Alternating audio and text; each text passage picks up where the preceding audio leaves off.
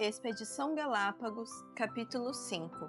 Charles Darwin, dia 5. Antes de irmos embora no dia seguinte, não poderíamos deixar de visitar a estação científica Charles Darwin. Mas, primeiro, resolvi dar um alô para meu amigo Léo. Fui à peixaria, procurei em cada canto, em cada degrau das escadas que não dão na praia logo abaixo e dei uma olhada na areia. Nada. Corri até o cais e também não encontrei o Léo. Achei estranho, porque ele sempre estava em um desses lugares. Por ser muito gordo, ele não parecia gostar de andar e nadar por aí. Além do mais, sempre ganhava algum peixe ali na peixaria. Por que teria desaparecido? Aonde teria ido? Preocupado, enviei uma mensagem para Helena dizendo que talvez não fosse possível apresentar-lhe o Léo, porque ele havia sumido. Meu pai me disse que ele poderia ter ido pescar ou algo assim. Em seguida, saímos para comprar lembrancinhas para a mamãe, os parentes e os amigos. Para ela, papai comprou uma linda bolsa com animais de Galápagos bordados e uma saída de praia colorida.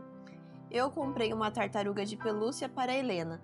Compramos mais algumas coisinhas no comércio formado por lanchonetes e inúmeras lojinhas dispostas ao longo da Avenida Charles Darwin. Almoçamos e fomos para a estação. Lamentei a família de Helena já ter conhecido o lugar e decidido ir à ilha Seymour Norte em vez de ficar conosco. Papai e eu caminhamos pela avenida. Passamos por uma escola adventista, um incontável número de lojinhas e lanchonetes e seguimos em frente. Uns 3 ou 4 quilômetros depois, avistamos a estação, um lugar simples com algumas casas de madeira e outras de alvenaria. O propósito da estação, mantida pela Fundação Charles Darwin, é estimular a conservação da fauna e da flora das ilhas e promover também a educação ambiental. Criada em 1959, juntamente com o Parque Nacional Galápagos, a fundação é financiada por capital privado de doadores de várias partes do mundo. Fica ali um berçário onde centenas de tartarugas bebês são criadas para depois serem libertadas na natureza. É impressionante imaginar que uma tartaruguinha que cabe na palma da mão vai crescer até ficar com mais de 200 quilos. Ali na estação, meu pai me explicou que a grande contribuição de Darwin foi propor um mecanismo para a evolução, a seleção natural. E me disse também que isso é fato. Algo parecido acontece com os cães, por exemplo, por meio de cruzamentos. É possível obter novas raças, de modo que hoje existem várias, mas são todos cães. Isso acontece na natureza. As espécies se modificam, se adaptam, mas mudam dentro de certos limites. Por isso, como diz meu pai, o livro de Darwin promete, mas não entrega, pois tem a palavra origem no título, mas não fala da origem das espécies. Fala apenas da diversificação de espécies que já existem. Darwin chegou a colocar sua teoria em xeque com estas palavras: se pudesse ser demonstrada a existência de qualquer órgão complexo que não pudesse ter sido formado por numerosas, sucessivas e ligeiras modificações, minha teoria desmoronaria por completo. Alguns cientistas aceitaram o desafio. Um deles se chama Michael Berry, bioquímico da Universidade de Lehigh. Ele é o autor do livro A Caixa Preta de Darwin, que meu pai tem na biblioteca dele. O conteúdo é bastante complicado, mas tem algo que entendi bem: a comparação entre o que Berry chama de sistemas de complexidade irredutível com a ratoeira. Se falta apenas uma parte na ratoeira, como a mola ou a trava, por exemplo, ela não serve para nada. Se a complexidade dela for reduzida, não funciona. Portanto, a ratoeira é um sistema de complexidade que não se pode reduzir. Meu pai me explicou que o corpo humano tem inúmeros sistemas desses. As células, por exemplo, conforme eu disse para Helena, contam com milhares de mini-robôs ou máquinas moleculares responsáveis por transportar partes da célula para o lugar certo dentro dela. Fico impressionado só de pensar que neste exato momento, trilhões de robozinhos estão trabalhando para me manter vivo. Mas tem mais. A girafa conta com pequenas válvulas dispostas ao longo do pescoção. Quando ela abaixa a cabeça para beber água, essas válvulas regulam a pressão do sangue que chega ao cérebro, evitando que ela tenha um AVC. E são essas mesmas válvulas que impedem o sangue de descer muito rápido quando a girafa ergue a cabeça, Assim, ela não desmaia por falta de oxigênio no cérebro. Outra pergunta intrigante que tem a ver com isso é: por que o corpo da mãe não rejeita o feto? Era de se esperar que isso acontecesse, porque 50% do material genético do embrião não pertence à mãe, mas ao pai. O corpo dela deveria rejeitar aquele invasor. Sabe por que isso não acontece? Porque a placenta funciona como uma barreira protetora, impedindo que os anticorpos da mãe destruam o embrião. Mas, e se algum anticorpo materno conseguir penetrar a barreira placentária?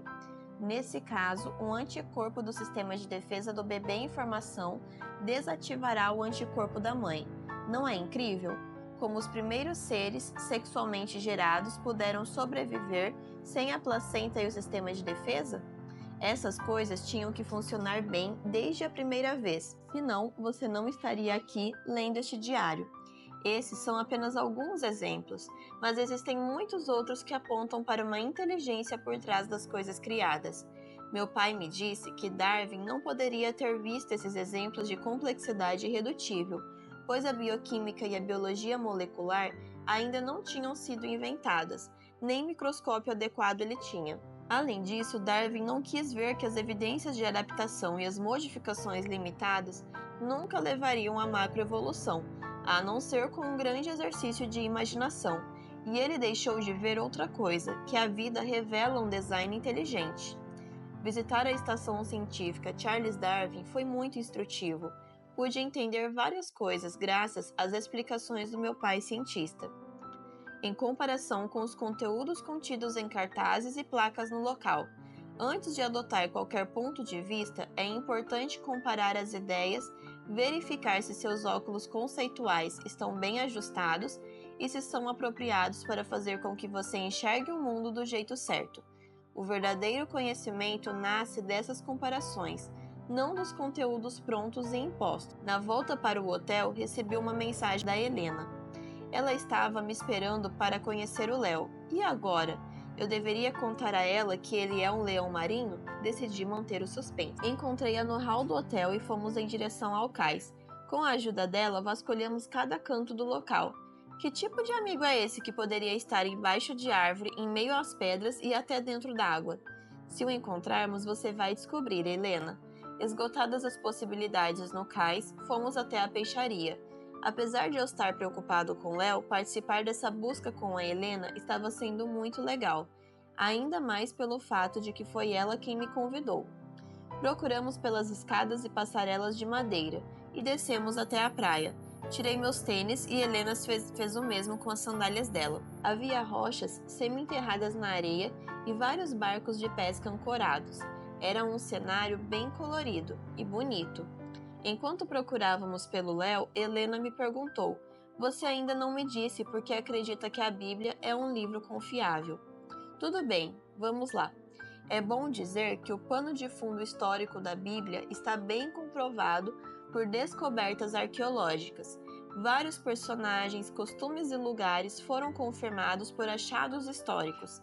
Há evidências das famosas pragas do Egito, do reinado de Salomão, da rainha Jezabel, da sinagoga onde Jesus esteve, do tanque de Siloé onde Jesus curou um cego e um longo etc. Ok, os eventos originais podem até ter acontecido, mas a Bíblia foi copiada por muitas pessoas ao longo dos séculos. Será que a mensagem dela não foi alterada? O sol começava a se esconder, dando ao ambiente uma coloração em tons pastel, muito agradável e aconchegante.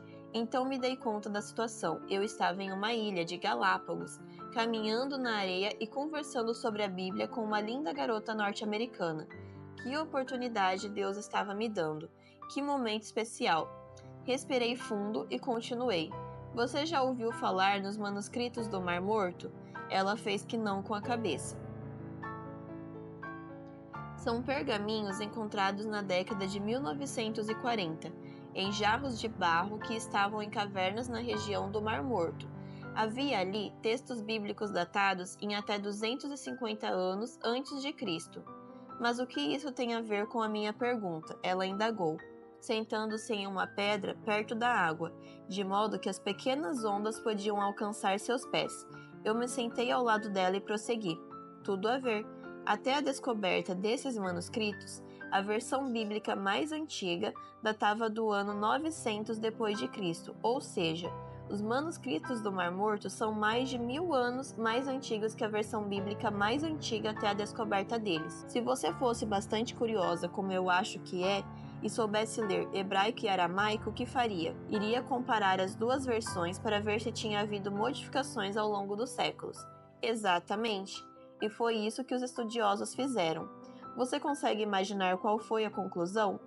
Bem, considerando que a Bíblia ainda é vendida e estudada em todo o mundo, imagino que ficou provado que a mensagem dela não foi adulterada. Eu não poderia responder de maneira melhor, mas tem mais. As profecias detalhadamente cumpridas da Bíblia são outro argumento em favor dela.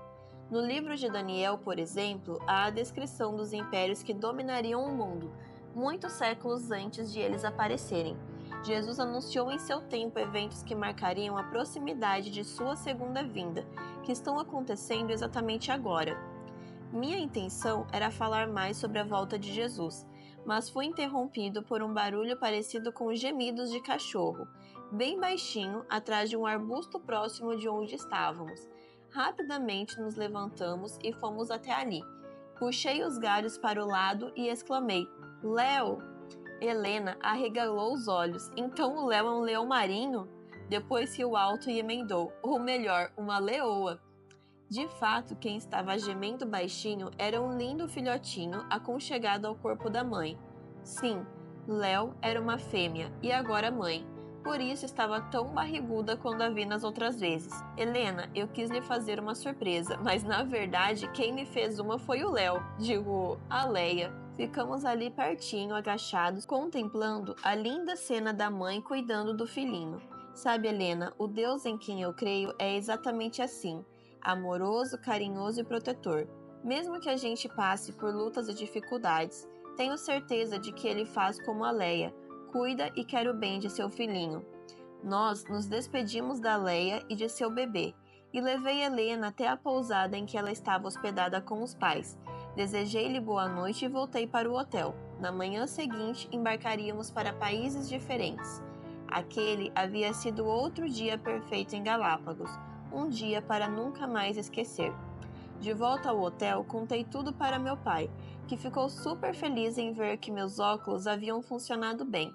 Começamos a arrumar as malas, tomamos banho, fizemos um culto agradecendo a Deus a oportunidade de conhecer aquele paraíso e fomos dormir. Antes de pegar no sono, um pensamento me ocorreu. Vim à terra de Darwin e tudo o que vi foram as digitais do Criador.